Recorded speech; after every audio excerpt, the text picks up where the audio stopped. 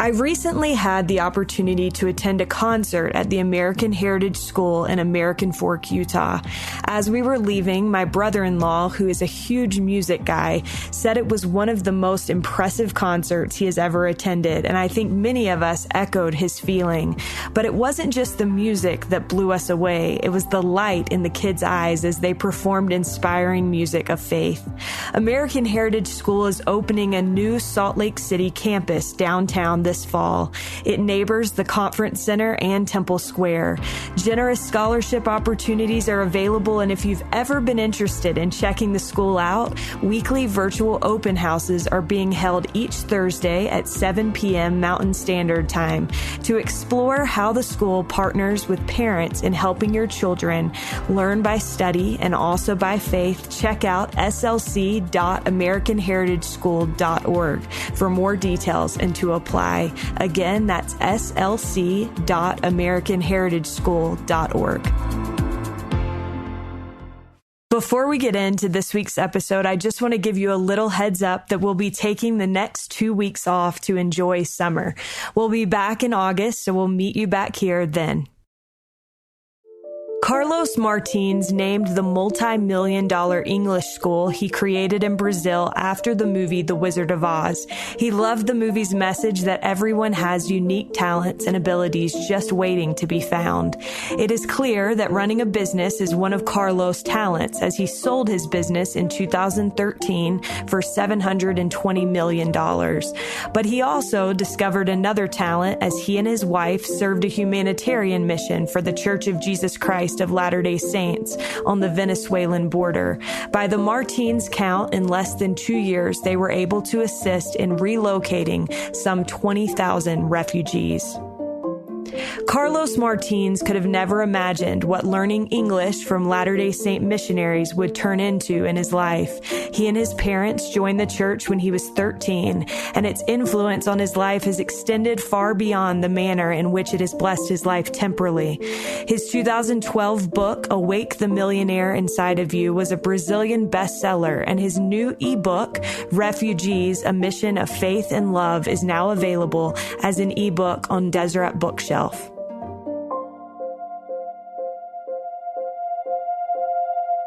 This is All In, an LDS Living podcast where we ask the question, what does it really mean to be all in the gospel of Jesus Christ? I'm Morgan Pearson, and I am honored to have Carlos Martins on the line with me today. Carlos, welcome. Oh, thank you, Morgan. It's a pleasure to be with you and with our audience, especially to share experiences about faith, about purpose, and about especially the gospel of Jesus Christ. Perfect. Well, I have to tell you, I don't know when I've ever read about someone's life and found it quite as compelling as your life has been. I thought it was so interesting to learn about your background and how you started your business. But I wondered if we could start with when you were a student at BYU. You wanted to quit. You wanted to give up and go home back to Brazil, but something made you stay. Can you tell us a little bit about why you decided to stay at BYU? Well, first of all, I need to tell you that I came to BYU when I was 26 years old. I graduated from high school when I was 22. So you can imagine that I was not the ideal type of student. As a matter of fact, I had a lot of trouble during my school years. And finally, when I got accepted at BYU, I thought that all of a sudden I would turn into a great student, excellent grades and great performance. But after the first semester, my grades were really, really bad. So at that moment, I felt frustrated. I felt very uncomfortable. I felt education is not for me. Unfortunately, I'm not prepared. I don't think I have the qualifications. I give up. I'll return back to Brazil. I will find any job that I can. And I just had one more challenge, Morgan. I had to go back home and convince my wife. So I walked home with my grades in my hands, just like a child walks back home to show the grades to her mom. So when I finally met Vania at home, I said, look, honey, Fortunately, my grades are not good. And she looked at those grades and she said, you're right, the grades are not good. I said, but don't worry, baby. I know how to solve this problem. And then she said, in order to improve the grades? I said, no, we're going back to Brazil. Morgan and our dear audience, at that moment, I found out who I had married with. Because she said, no, Carlos. You came here to the United States in order to graduate. And until you graduate, we're not going to go back. And can you imagine what the kids, I had 2-year-old boys at that time, twins. Can you imagine what the kids are going to say about their dad if he gives up after the first obstacle? So put something into our mind. We won't return until you graduate. So at that moment, I knew that I had no way out. Either win or win. Yeah, well, and we all know now that you married a rock star, because I feel like that's how you know you've married the right person, when they say, no, we're not giving up that easy. So you were successful in school. And when you got done with school, from what I understand at that point, you were good to stay in the United States, but your wife wanted to go back to Brazil. Yes. Is that right? Before I explain the story to you, Morgan, I need to tell you that there is a popular saying that behind a successful man, there's always a woman. And I don't like that saying. I usually say it's not behind, it's side by side. But then one lady said to me, no, Carlos, the right quote is behind. And I said, why is that behind? And then she said, because many times the woman needs to push the man. That's clever. I like that. So that's what I think that happened to me. If I hadn't been pushed by my wife, maybe I would have given up. Well, as you said, after I graduated, I was an intern in a company in Ohio. And I worked in Cincinnati for an internship before I go back to Brazil. But side by side, I worked with a former student that came from India. And every day I would have lunch with him, talk with him. I would work side by side with him. And he would always tell me, Carlos, I know your country. I've been to Brazil. Brazil is just like India, a poor country, underdeveloped. There's a lot of corruption, unemployment. If I were you, I'll stay in America. America is the land of opportunity. You can make your application to become a resident, later on maybe a citizen. The company will support you. Why don't you stay? I went that route, and now I am an American resident. And every day, listening and hearing his story, finally, he convinced me that's what I should do. Then, once again, I had one more challenge. I had to convince my dear wife, Vania. So I went home one evening and said, look, honey, I've been talking to a friend at work, and he's from India, and he already convinced me the best thing in the world is to stay in America. So I'm thinking to apply for residence. Once again, Morgan, for the second time, I found out who I had married with. She said, I can't believe you, Carlos. After so much sacrifice, so much effort, so much work that you put into this graduation, now that we are about to go back home, you want to stay. Put something into your mind. We came here to graduate and return home to Brazil. And we're not going to stay in America. If you want to make your American dream, you're going to make the American dream in Brazil. What a woman. I like your wife already. So you come back, you get back to Brazil, and you're working, and a coworker asked if you would teach him English.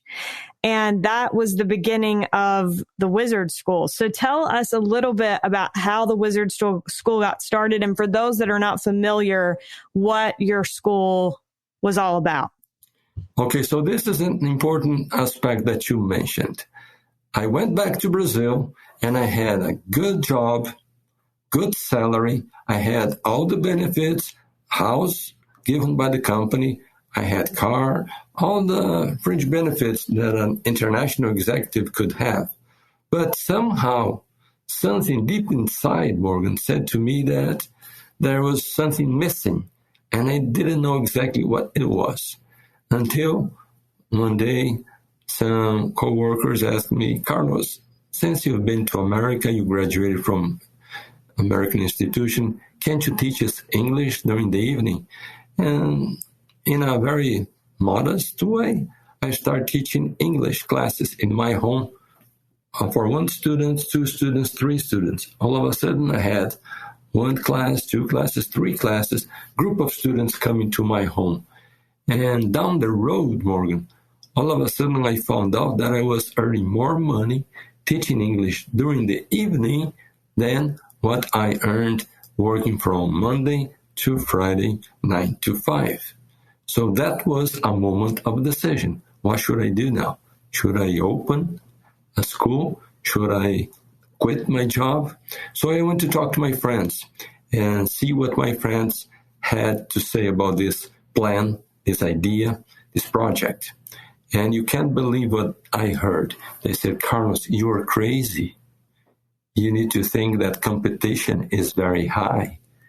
And besides, there's lots of schools that have been in the market for years. And Brazil economy now is unstable. And even some people said, look, teaching English as a second income, that will not give you a bright future. So I didn't expect they would be so negative about my plan. I confessed I went home and I cried. And my friends, they did what? They laughed. Oh, I knew that he was going to give up. I knew that this plan was not going to work. I knew that he wouldn't go very far in his idea. Well, I didn't give up. I went ahead. And today, I am the one that laughs. What about my friends? Some of them cried. And why is that they cry? Because many, or some, they had some projects, plans, ideas, dreams, but they are so focused on their fears, imaginary ghosts, some doubts, and they believe other people's opinions and criticism, and they never gave a chance to themselves, for themselves to progress and develop their own project. So now you know, and our dear audience know, how the Wizard School, Wizard Systems got started. In time, it became the largest chain of language schools in the planet, with 3,000 schools, with generating 50,000 jobs for teachers and servicing 1 million students each year. So why is it that I mention this story? To make advertisement of my schools? Certainly not. I already sold all my schools. They don't belong to me now. But I make a point that's very interesting, and the audience needs to be focused on this. Sometimes you have a gift, you have a talent, you have an ability, but you cannot see the entire potential of that gift that you have. When I first started, I couldn't see all that was ahead. For me, it was just some complement of income. But in time, it proved to be a great business opportunity. Well, it's such an inspiring story, I think, and we'll get to how much you ended up selling your company for, which is mind-blowing.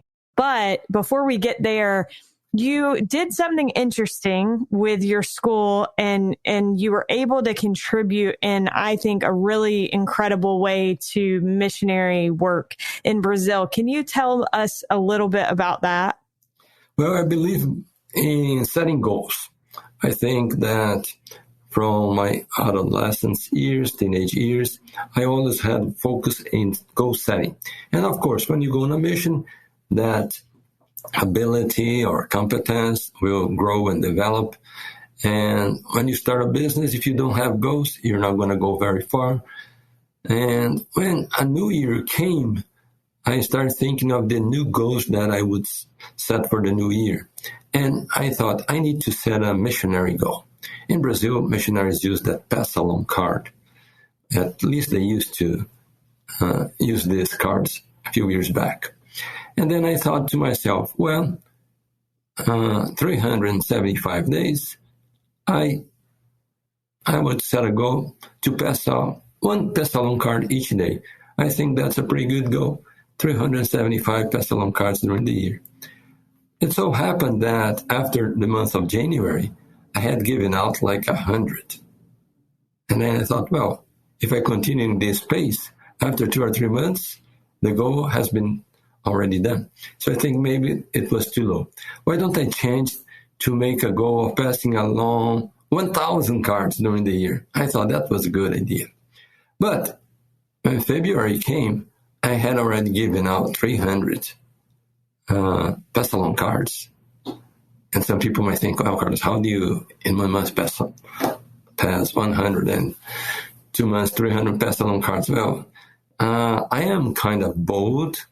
And if I come to, for example, a training with teachers, and I have 50 teachers in the room, I start by saying, before we start the training today, I have a gift for each one of you. Here, take these cards. All you need to do is call. You're going to get a free book in your home. And any place that I would go, I would pass along those cards, and people are very happy. And some of them even kiss the cards.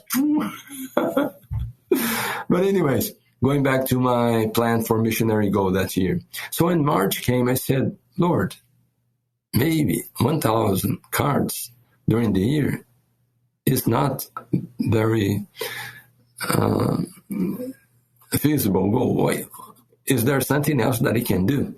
So at that moment, inspiration came saying something like this. Well, you have the web page from your school. Every month, approximately 200,000 people go see your website. Why don't you place a digital pass-along card on the website so people can go there, they see it, they just click, they fill out with their names and address, and they'll get the book in their home. I thought, wow, that's great. I'll do that. And then in that moment of prayer and pondering, reflection, and seeking inspiration, I said, Lord, is there something else that I could do in order to spread the message of the gospel? And the inspiration immediately came. Well, Carlos, in addition to placing the digital pass-along cards on your website, you distribute each year approximately 1 million books throughout all your schools. Why don't you insert a pass-along card within each book so that when the person gets the book, he already has the pass-along cards in his head? I said, that's fantastic. And then we did that. But the second year, do you know what we decided to do? Instead of printing out the pass-along cards and inserting the book, because you can imagine all the cost and logistics and work to do that, we decided just to print on the last page of the book the pass-along card. Well, in turn, dear Sister Morgan Jones, I want to share with you, thanks to the inspiration of the Lord, we set up a system with the area presidency in Brazil where we had our own call center to get all those phone calls so that we could measure the results. And every month, we had approximately 4,000 people calling us, requesting to receive either a Book of Mormon or a DVD on Christ or a booklet about the family. So you don't need to be a mathematician or a statistician. If you have 4,000 people in a year, approximately 50,000 people calling and requesting church materials, you can apply any percentage. You know that some people, they will be touched, they will start attending church, they will call the missionaries, they will enter the waters of baptism, and then I just have this miracle of being traveling in Brazil. All of a sudden, I meet a student. Hey, Carlos, thanks so much for that pass-along card. I called, the elders came, I started attending church, I was baptized, and now I'm about to leave to go on a mission. So I will never know, Morgan, the number of people that were influenced and became members of the church with that only initiative. It's incredible. I think I was very inspired. My husband and I have been praying recently to know how to share the gospel. And I love that you made it a two-way conversation between you and the Lord of what more can I do? And so I think that's incredible. So Carlos, in 2013, you sold your business for $720 million, of which you had a 78% stake. What have you learned from this experience, from starting the business to selling the business, about God's vision for our lives and his ability to help us achieve more than we ever thought possible? Well, I need to go back. And as I shared with you, Morgan, when I was about to start and my friends gave me all the reasons why I shouldn't start, I had to have a confirmation, because I didn't know exactly if that was the project that I should invest time, energy, and effort to develop. So I made a list of possible projects, and I just got a piece of paper and start writing project 1, 2, and 3. And then last one on the list is to open a language school. And I was driving, and this is about 30 years ago. I was driving a car from one city to another. And while I was driving, I was just praying, "Dear Lord, I have all those projects, possible projects. I don't know which one I should really start, but I am sure that thou knowest. And I know even more. If thy will, thou can reveal it to me. So please help me understand which of those projects I should follow." And then the inspiration came. Your lifetime project is going to be the language school. And then I started thinking, a language school, dear God, will that make me prosperous, rich? Will I build a fortune? Will I become independent financially? And then the inspiration came stronger. It's not only a school, Carlos, it's a chain of schools. But I said, I don't have money. I don't have experience. I've never been a business person. I don't have structure, people, connection. How am I going to do that? And then a verse from the New Testament came into my mind, Matthew 7:7. Ask and you shall receive, seek and you shall find, and knock and it shall be opened unto you. So from that moment on, Morgan, I knew that the Lord was willing to help me and to show me the way, as long as I asked, as long as I sought, as long as I knocked. So why do I share that experience with readers? Because approximately 1 year after I was starting my project, I lived in a small city in the inland of Brazil called Mogi Guaçu. Maybe it's even hard to find in a map. And I was attending church there because the company where I worked for was in that location. But then, since I decided that I was going to open my school, I could move to any city that I wanted, because it doesn't matter, since you're going to have your own business. My wife and I came from the city of Curitiba, south of Brazil. And the thing that my wife wanted the most was to go back to live near her parents. So we had some savings. We decided to go to Curitiba and gave a down payment in a small house out in the outskirts. Those houses that the first house that you buy usually is far away, very small, is not very comfortable. And so we did. And of course, you have mortgage to pay for 10, 20, 30 years sometimes. But we were still in the middle of the semester. We couldn't move the kids.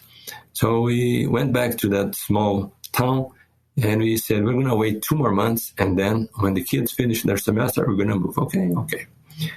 During those days, Morgan, one day the mission president came to our branch and he said, Carlos, I know that you and your wife went to the United States. Both of you have been missionaries. You serve full-time missions. You have your family now. And the church is growing, developing this city. And we are praying to call a new branch president. And the inspiration came to call you. Would you accept? I said, dear President, thank you so much for remembering me. Thanks for this recommendation. But I think there is one fact that you do not know. We are just temporarily here because we are moving. We are going to Curitiba. And we're just waiting for our kids to finish the semester. And we even bought a small house in that location. And then he said, Carlos, I really did not know. I didn't know that you were moving. I didn't know that you were temporarily here. And I had no idea of your plans. But I can tell you one thing. This calling is not mine. This calling is from the Lord. And the Lord knew that you were moving. And regardless of your plan, the Lord still inspired us to call you. But you don't need to give us the answer now. You can go back to your home, pray about it, and next week you come back. And then you give me the answer. My wife, Morgan, started crying at that very moment because she wanted so much to go back to Curitiba. But I must say to you and to our qualified audience that week was a week of revelation. We felt really strong that we should stay in that small town, that we should not go back to Curitiba. And then next Sunday came, we gave the positive answer to the mission president. And then I said, there is only one problem, President. And he said, what is it? I said, what about that little house that we bought? He said, it's easy. You sell it. I said, but there's one problem, President. If we sell that small house there, we're not going to have money enough to buy one here because real estate here is more expensive than there. And then his answer, Morgan, is an inspiration to me, to you, and to everyone that's listening to us at this moment. He just said, don't worry, Carlos. When you do what the Lord expects of you, the Lord will provide. Wow, that reminds me of Abraham. You know that experience. Isaac was in trouble, and the father just said, don't worry, son, the Lord will provide. And at the end, the sheep really did come, and the Lord provided how they should do the sacrifice. Well, if I am sharing with you, and if I am being very open-hearted with you, I feel that the Lord was more than generous, blessed us with much more than we ever expected. So what happens today, I live in a huge compound. It's half of the block, it's where I live. With every convenience that you can think of, that's the comfort that the Lord has given to our family. Sometimes, Morgan, I think of that small house in the outskirts of Curitiba, because that was my plan.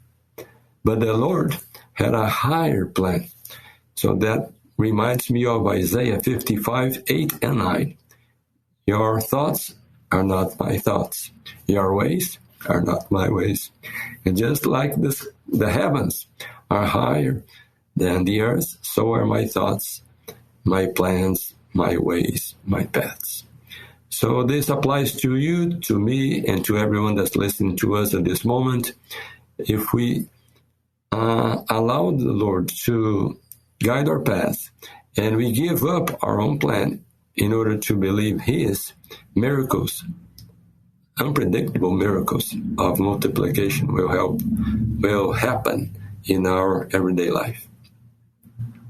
That's such a great reminder. Reminds me of how we've had the director of The Chosen on this podcast. And one of the things that he always says is that God does impossible math. And it's true. It's interesting how we can give up something that, like you said, seems so important, but what we get back is, quite the return. You recently, in the last 10 years or so, right? You served a humanitarian mission with your wife. How long ago was that, Carlos? We were called in 2018, and returned 2020 when the pandemic started. Okay. One of your sons, so you adopted two boys, and one of them struggles with some special needs, has dealt with some special needs. And so he wanted to serve a mission, and you and your wife were concerned that he might not be able to serve a traditional mission. And so you found a way to serve as humanitarian missionaries and to go on a mission with your son, which, first of all, I just think is so sweet. But tell me a little bit about how this idea to serve together came to be and how that was able to come about. So we brought the two little boys to our home. The 2-year-old, we called him Nicholas, and my daughters wanted to play ball with him, but he didn't have any expression of interest. So they thought, well, maybe he doesn't like to play ball. Let's play with cars. Boys like to play with cars. But it seemed like he didn't have any interest or reaction. He, most of the time, was very still. He didn't get around, didn't say a word. As a matter of fact, he would not say mom or dad. And then we started thinking that he had some some type of condition. We didn't know exactly what it was.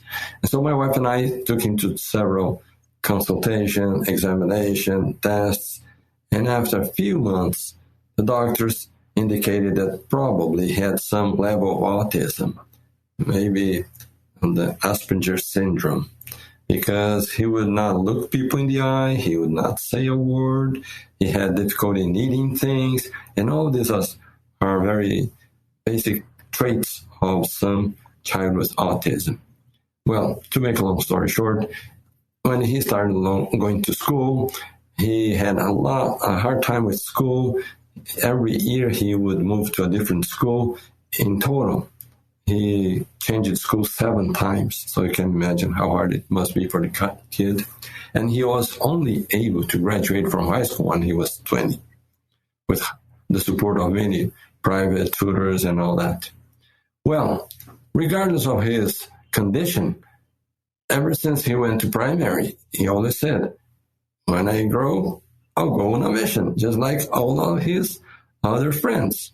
But I had a concern, and my wife had a concern. Will he be ready? Will he be prepared? Will he be qualified? Will he pass all the exams?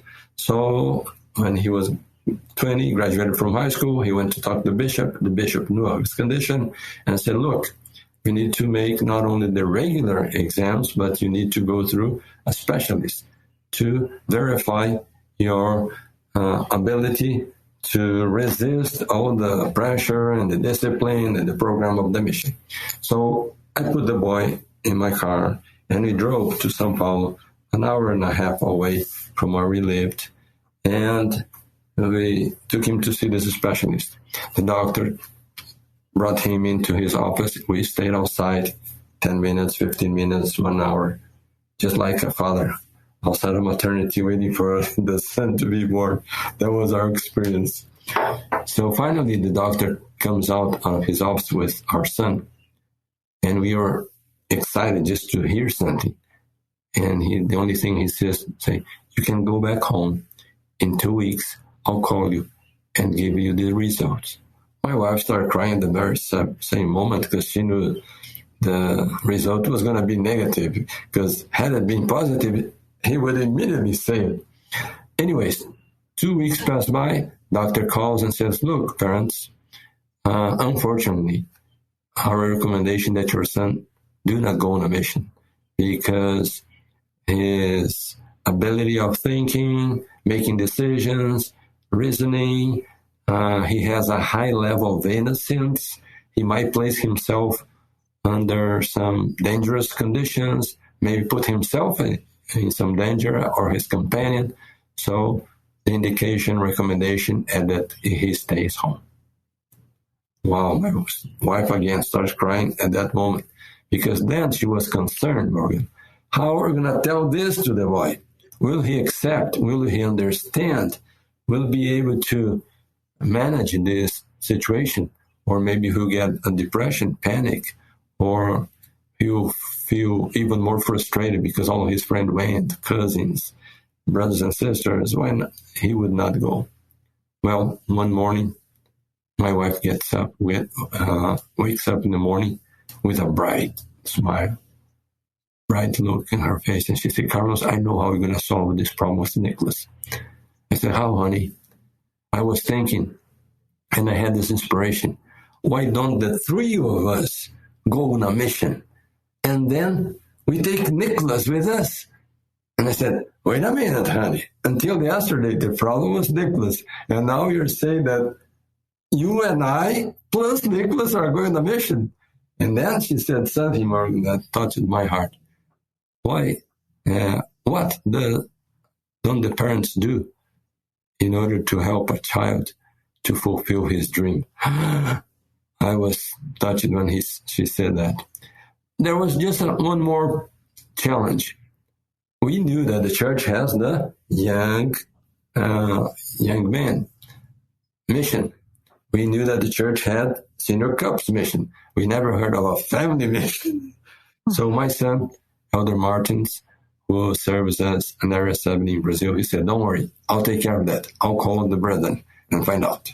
So he calls the area presence in São Paulo and said, look, we have a couple in our stake who has a son with this condition.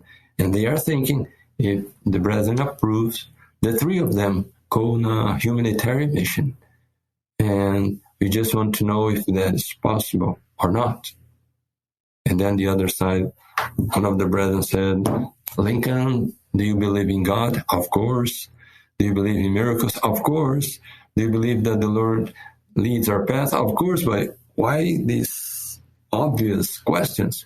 Because this morning, exactly today, this morning, we had a meeting in our presidency. And the church is very concerned with the many, many refugees that are crossing the border from Venezuela to Brazil every day.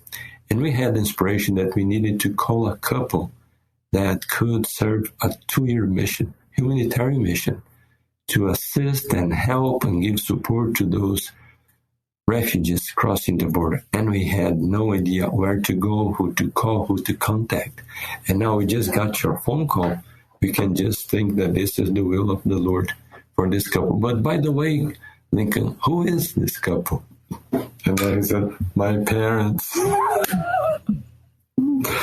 So, dear Morgan, dear audience, emotion, gratitude. At that moment, we knew that was the will of the Lord for Nicholas, for myself, and for my wife.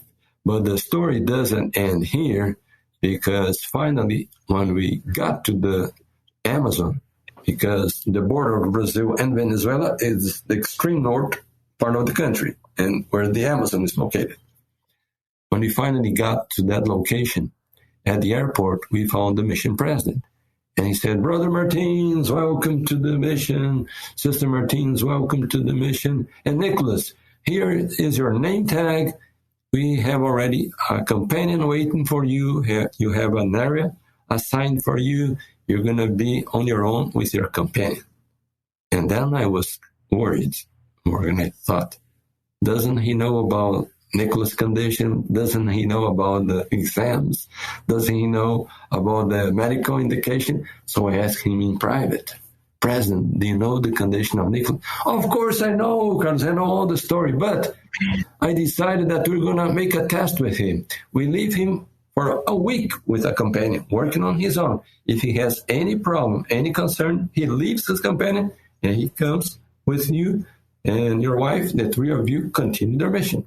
But if he does well in 1 week, we try a second, a third, 1 month. Can we do that? Of course, President.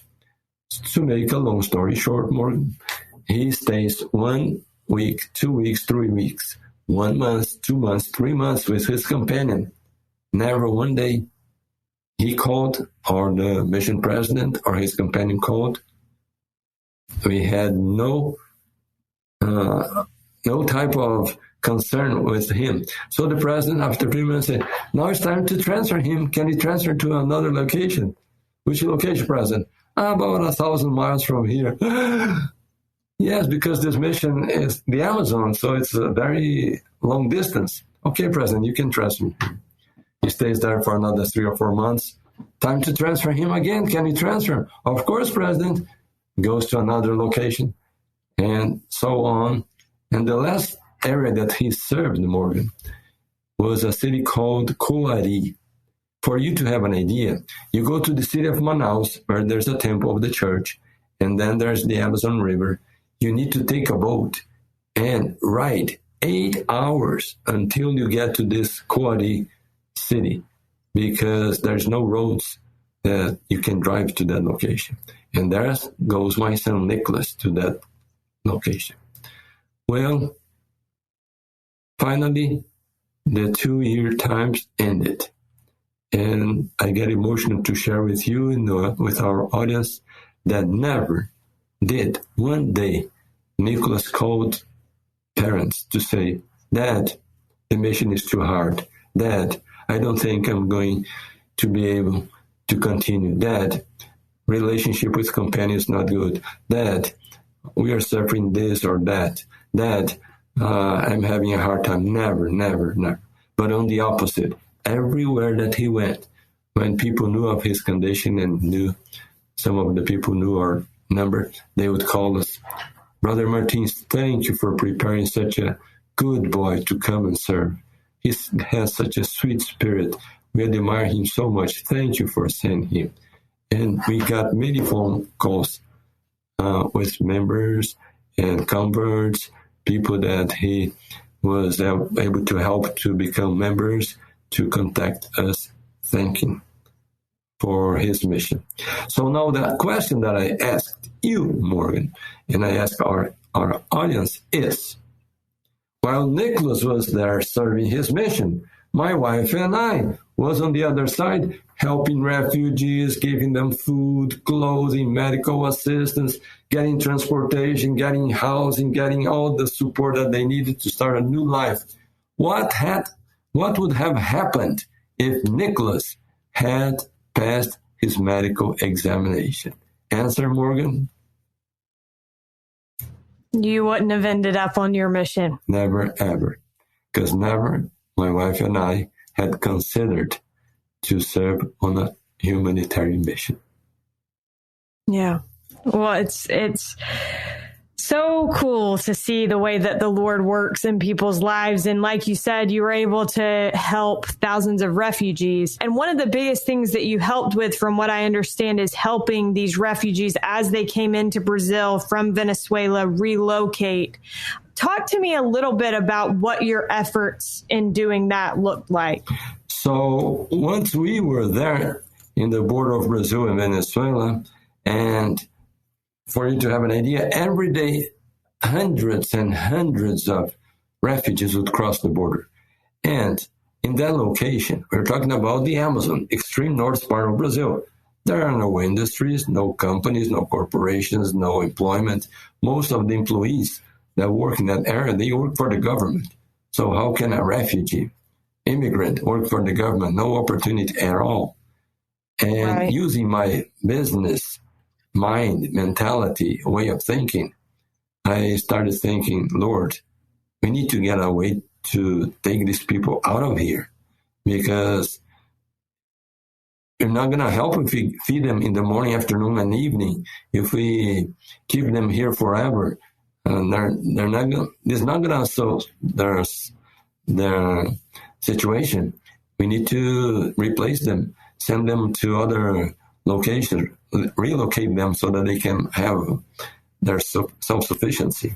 But in order to do that, we need to take them from the extreme north to the extreme south of the country, where there are companies, jobs, corporations, employment opportunities. But the first challenge was how we're going to transport all these people. Distance, almost comparing here to in America, from the Atlantic to the Pacific, crossing the country. Inspiration came to me, you need to talk to David Neeleman. So I called David in Connecticut, said, hi, David. This is Carlos Martins from Brazil, and my wife and I are in a humanitarian mission. We have thousands, hundreds of refugees here. We need to transport it to the south. And we're just wondering if you could help us. And then his first reaction was, oh, you're trying to buy tickets with a discount price. I said, no, David, this is not the plan. The plan is if we could offer these refugees free airline tickets, because every day there's a flight leaving this location to the south of the country. And many times there's 1, 2, 3 empty seats. Can you give those 1, 2, 3 empty seats to these refugees? He said, I can, as long as the other companies do the same. I said, look, I think they will do the same. But before they start, why don't you start? And they see your example and they want to follow you, okay? And then he agreed. So thanks to Dave Nealman's decision, over that period of 2 years, we are able to assist over 20,000 refugees to leave that location and go to several other parts of the country at zero cost. So I know that you're a good mathematician, Morgan. Multiply 20,000 airline tickets by any amount of dollar, you know the value of that support was.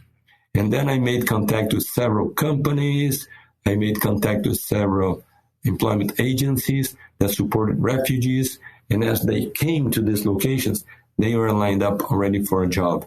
But we could not take a family from the street in the border of the country and send them to the street of São Paulo or Rio de Janeiro. That would not help. So in order to do that, we contact the leaders of the LDS Church and many other church organizations, so that when the refugee family came to those cities, there was a structure of support where the family could come. They knew that they have a small housing location with food waiting for them, with all the necessary basic needs. The children could go to school and the head of the family could go to work.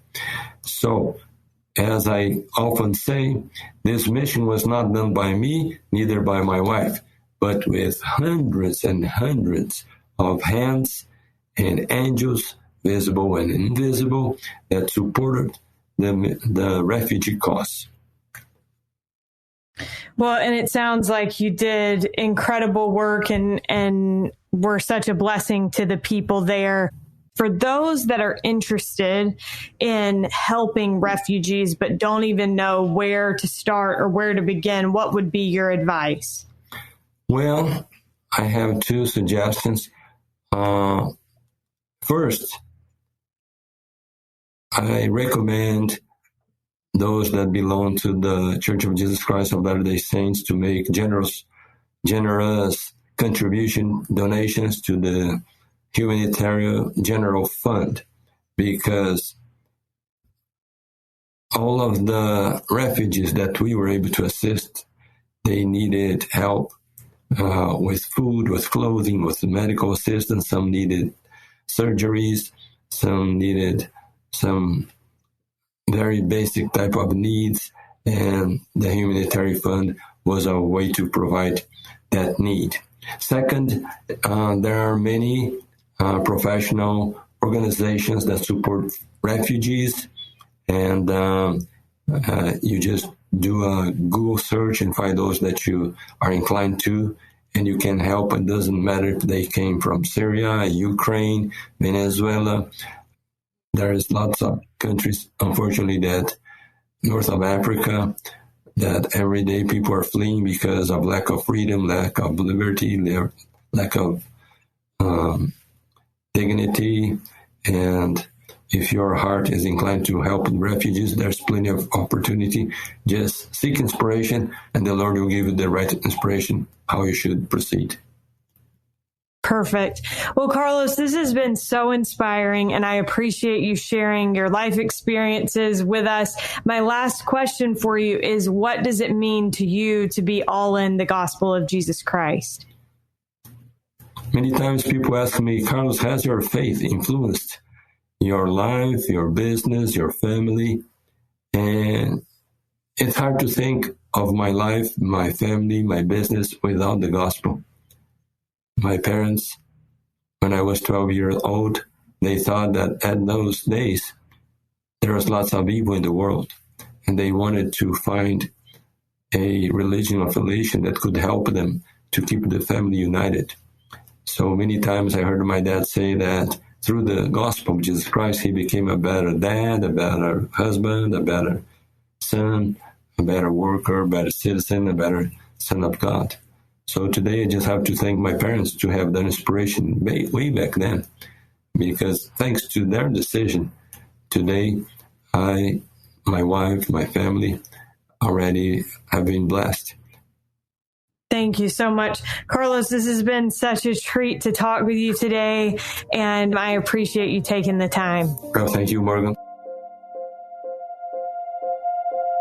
We are so grateful to Carlos Martins for joining us on today's show. You can find his ebook, Refugees, A Mission of Faith and Love, on DeseretBook.com. Again, just as a reminder, we will be taking the rest of July off to enjoy the summer, but we'll be back with you at the beginning of August. We'll look forward to being with you then.